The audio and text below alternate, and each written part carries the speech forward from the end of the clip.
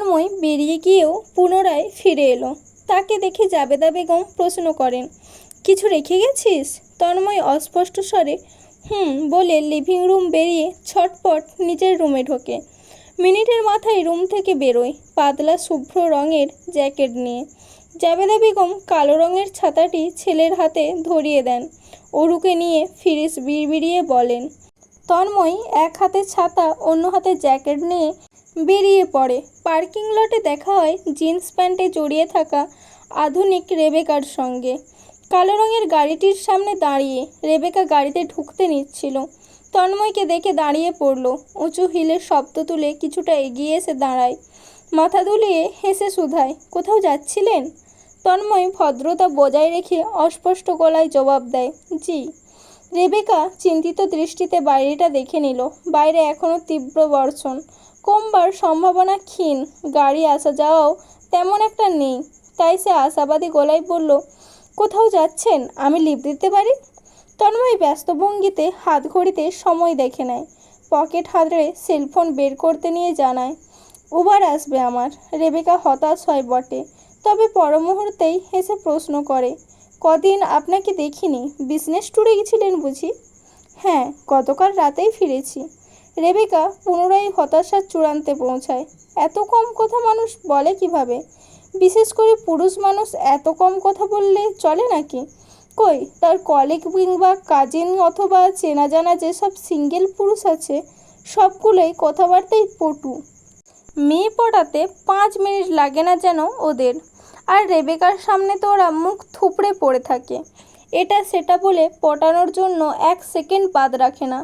কিন্তু ওদের প্রতি বিন্দুমাত্র আগ্রহ কাজ করে না রেবেকার।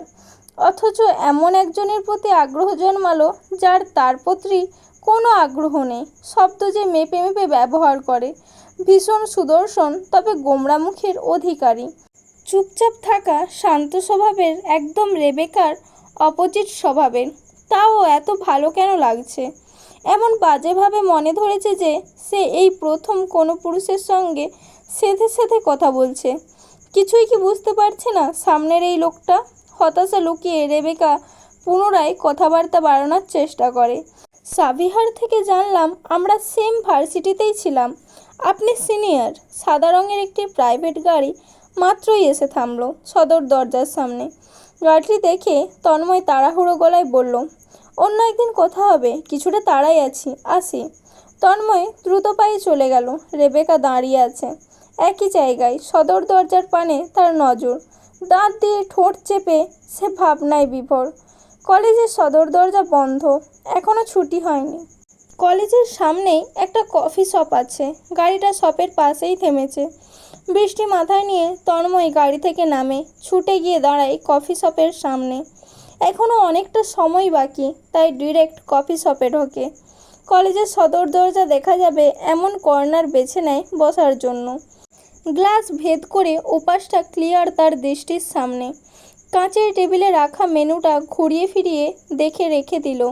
একজন অল্পবয়সী ওয়েটার এসে কী প্রয়োজন জানতে চাইল। তন্ময় ইউজুয়াল কফির অর্ডার করে। কফি আসতে সময় নেয় না, কিছুক্ষণের মধ্যেই দিয়ে যায়। আবহাওয়া দারুণ, তাই বুঝি কফির তৃপ্তি বাড়ল। না হলে এত ভালো লাগবে কেন? কাঁচের গ্লাস বেয়ে পড়তে থাকা বৃষ্টির জল দেখতে দেখতে আনমনে কফিটা শেষ করে ফেলল। আরেকটা কফির অর্ডার দিল। সেটি কেবলই টেবিলে দিয়ে গিয়েছে ওয়েটার। এক চুমুকও খেতে পারেনি। পূর্বেই দেখা যায় কলেজের দরজা খোলা হচ্ছে। এক ঝাঁক অল্পবয়সী তরুণ তরুণী বেরোতে শুরু করেছে। কেউ ভিজে ভিজে, কেউ বা ছাতা মাথায়। কারো কারো ফ্যামিলি ছাতা নিয়ে হাজির, কারো বা গাড়ি এসে দাঁড়িয়েছে। তন্ময় কফিটা রেখে দ্রুত উঠে দাঁড়ায়। কাউন্টারে বিল মিটিয়ে বেরোয়। ছাতাটা মাথায় তুলে রাস্তা পেরিয়ে ওপাশে গিয়ে দাঁড়ায়। মিনিটের মাথায় একটি মেয়েকে দেখতে পায়, দুজন ছেলের মধ্যে দাঁড়িয়ে। মেয়েটা অরুর মামাতো বোন সুমনা। তন্ময় চেনে, প্রায়শই আসতো বাসায়। তবে পার্সোনালি মেয়েটাকে তার মোটেও পছন্দ নয়। তাকে দেখলেই শরীরের ওপর পড়ার জন্য তৈরি থাকে। স্বভাবও নেগেটিভের চূড়ান্তে। চাচি আর অরুর মুখের দিকে তাকিয়ে সে কিচ্ছু বলে না। ছাতাটা কাত করে মুখে ঢেকে নিল। সুমনার চোখের সামনে আর পড়ল না। মেয়েটা তার পাশ দিয়ে চলে গেল। ও যেতেই পুনরায় ভেতরে নজর ফেলল। দেখতে পেল অরুকে বৃষ্টিতে ভিজে ভিজে নেচে কুঁদে আসছে। হাসি ঠোঁট থেকে সরছেই না। হাসতে হাসতে মার্জির কোলে যেন পড়ে যাবে। সাদা কলেজ ড্রেস পরে এই মেয়েকে ভিজতে তন্ময় শতবার না করেছে। তবে কে শোনে কার কথা? শুধু শুধু কি ধমক দেয়? মার্জি হুট করে সামনে তাকায় এবং তন্ময়কে দেখে ফেলে। কিছুটা চমকে ওঠে। পরপর অরুকে খোঁচা মেরে হাতের ইশারায় দেখায়। অরু ভ্রু উঁচিয়ে দেখে। অদূরে ছাতা মাথায় দাঁড়ানো লম্বাটে তন্ময়কে দেখে চোখ জোড়া জল করে উঠল। মার্জি কে? ও চিনেই না। এমন ভঙ্গিতে ওকে ফেলে দৌড় লাগালো। এক দৌড়ে তন্ময়ের সামনে চলে এলো। বোকার মতো হেসে শুধালো, কখন এসেছেন তন্ময় ভাই? অনেকক্ষণ অপেক্ষা করেছেন? আমাকে ডাকলেই পারতেন, দৌড়ে চলে আসতাম। তন্ময় চোখ রাঙালো। তোকে না বলেছি বাইরে ভিজতে না? একদম কথা শুনিস না। বলতে বলতে ছাতাটা অরুর মাথার ওপর ধরে। হাতে থাকা জ্যাকেটখানা তড়িঘড়ি করে এগিয়ে দিয়ে বলে, তাড়াতাড়ি পরে ফেল।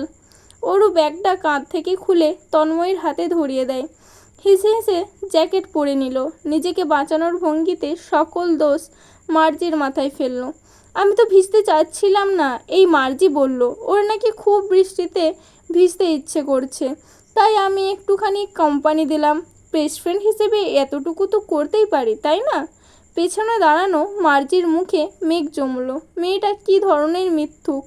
ওই তো নেচে কুঁদে ভিজতে চাইলো, এখন সব দোষ তার? আর চোখে মুখ বাঁকালো, তবু কিছু বলল না।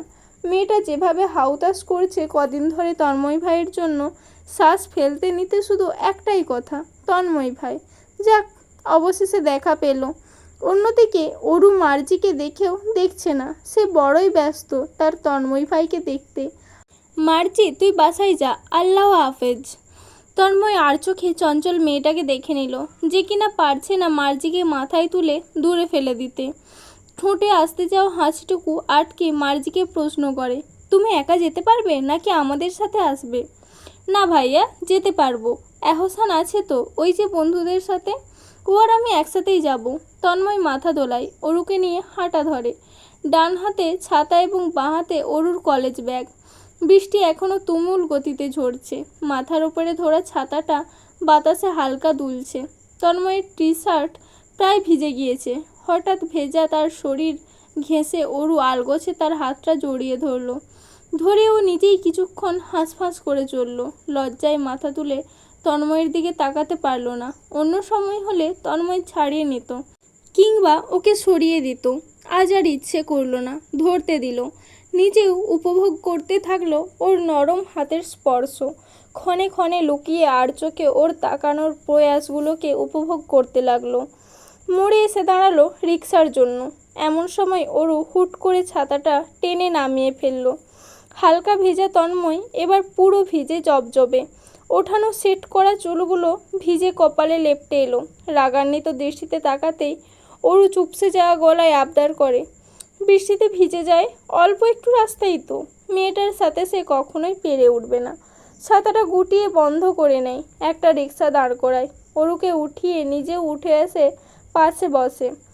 সে কখনোই অরুর এত কাছাকাছি আসে না, বসে না। পুরুষ মানুষ সে, তার উপর দৃষ্টি অপবিত্র। মোটেও ভালো কিছু মাথায় আসে না কাছাকাছি থাকলে। এর জন্যই এত দূরত্ব রাখে। সেসব কি আর এই অবুঝ মেয়ে বোঝে? ও তো তন্ময়কে পুড়িয়ে জ্বালিয়ে ছাড়খাড় করতে চায় প্রতিনিয়ত। স্বাস্থ্যসম্মত তন্ময় বসতেই রিক্সার ছোট মনে হলো। লিফটে বসতে হলো দুজনের। মেঘ ডাকছে ক্ষণে ক্ষণে। অরু ভীষণ খুশি যেন। বৃষ্টি হাত মেলে ধরছে, হেসে হেসে তাকাচ্ছে। তন্ময় সুযোগ পেলেই দেখছে। মাত্র কয়েকদিন এই মিষ্টি মুখটা দেখেনি, কিন্তু তার মনে হচ্ছে বছর ধরে দেখেনি। এখন তৃষ্ণা মিটছেই না, হালকা পাতলা দেখায়। একদম ঘন্টা ধরে সরাসরি তাকিয়ে থাকলে হয়তো তৃষ্ণা মিটতে পারে, তবে সেই সুযোগ কি আছে? অরু তো আর চোখে বারংবার তাকিয়ে চলেছে। পারছে না তন্ময়কে চোখ সরিয়ে দিয়ে গিলে খেতে। পড়াশোনা কেমন চলছে? ভালো না, আমি কাল থেকে পড়তে আসি। বাসায় টিচার রাখা হয়েছে না? তাদের পড়ানো বুঝি না। আমার মুখে কি এক্সট্রা মধু যে যা বলি তাই বুঝিস? অরু মিনমিনে গলায় বলে, তারা আর আপনি কি এক হলেন? তন্ময়ের দৃষ্টি নরম হয়ে আসে। মুখশ্রী একই রেখে প্রশ্ন করে, এক না, একদমই না। আমি কাল থেকে পড়তে আসবো। আসবো তন্ময় ভাই। তন্ময় অন্যদিকে ফিরে হেসে নিল। রুক্ষ গলায় বলল, আচ্ছা। জাবেদা বেগম জানতেন ছেলে মেয়ে দুটো ভিজে ভিজে আসবে। হলোও তা। দরজা খুলেই দুটোকে ভেজা অবস্থায় দেখলেন। তাড়াহুড়ো করে অরুকে ওয়াশরুমে পাঠালেন। সাবিহার কামিজ আর পরিষ্কার তোয়ালে নিয়ে এসে এগিয়ে দিলেন। তারপর রান্নাঘরে চা বসাতে ব্যস্ত হয়ে পড়লেন। রং চা বানাবেন আদা দিয়ে, ঠান্ডা না লেগে যায়। তন্ময় ইতিমধ্যে গোসল করে ট্রাউজার আর টি শার্ট পরে হাজির, বাঁহাতে তোয়ালে তার। সেটা দিয়ে ধীরে ধীরে ছোট চুলগুলো মুছে নিচ্ছে। লিভিং রুমে এসে টেলিভিশন অন করলো। আজকে খেলা আছে, ইতোমধ্যে শুরু হয়েছে। খেলা ছেড়ে সেসবই দেখতে ব্যস্ত। জাবেদা বেগম কাপে রং চা এনে দিয়ে গেলেন। সেখানে চুমুক দিতে নিয়ে চোখ গেল বাম দিকের রুমটায়। সদ্য স্নান করা অরু ভেজা চুলে বেরিয়ে এসেছে। তন্ময়ের বুকটা বাজেভাবে শব্দ করে উঠল। দৃষ্টি ফিরিয়ে নিয়েও মস্তিষ্ক হতে যাচ্ছে না ওই নারী শরীরের দৃশ্য।